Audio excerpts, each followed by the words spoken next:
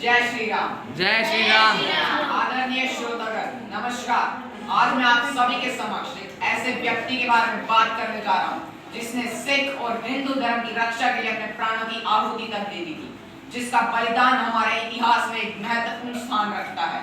मैं बात कर रहा हूँ गुरु तेग बहादुर जी, जिन्होंने धर्म की रक्षा के लिए अपने प्राणों की चिंता तक नहीं की थी। गुरु तेग बहादुर जी सिखों के 9वें गुरु थे। उनका जन्म अमृतसर 1 अप्रैल 1621 को माता नानकी और सिखों के छठे गुरु हरगोविंद जी के यहाँ हुआ था। बचपन में गुरु तेग बहादुर जी का नाम प्यारमल था। गुरु जी ने धार्मिक स्वतंत्रता और मानव अधिकारों के लिए सर्वोच्च बलिदान दिया था और माना जाता है कि उनके द्वारा दी गई शहादत दुनिया में मानव अधिकारों के लिए पहली शहादत थी, इसलिए उन्हें सम्मान के साथ हिंद की चादर भी कहा जाता है।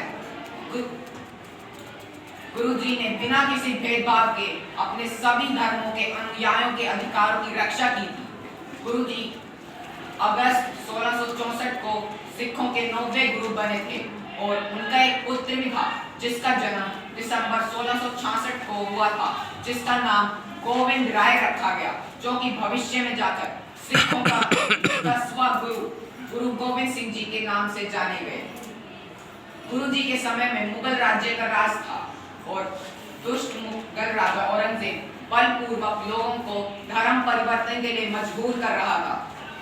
तो जब इस विषय में कुछ कश्मीरी पंडित गुरु जी के पास मदद के लिए पहुंचे तो पंडितों ने कहा कि महाराज, अब आप भी हमारी रक्षा कर सकते हैं। दुष्ट औरंगजेब हमें अपना धर्म परिवर्तित करके इस्लाम धर्म को अपनाने के लिए कह रहा है। तो गुरु जी ने उन पंडितों को रहने के लिए स्थान भी दिया और उनकी रक्षा भी की।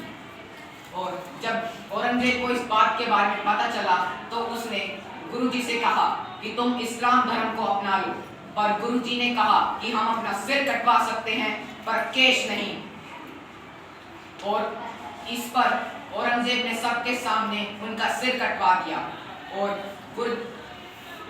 उनके अनुयायियों ने उनकी शहादत को सम्मान देने के लिए 2 गुरुद्वारे बनाए, जिनका नाम गुरुद्वारा शीशगंज साहिब और गुरुद्वारा रकाबगंज साहिब रखा गया।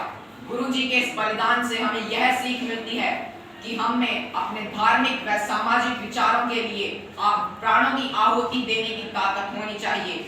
उन्होंने दिखाया कि धार्मिक स्वतंत्रता और सद्गुण हमारे समाज के लिए कितने ही महत्वपूर्ण हैं और इस प्रकार उनके बलिदान ने हमारे इतिहास में एक महत्वपूर्ण स्थान बना लिया।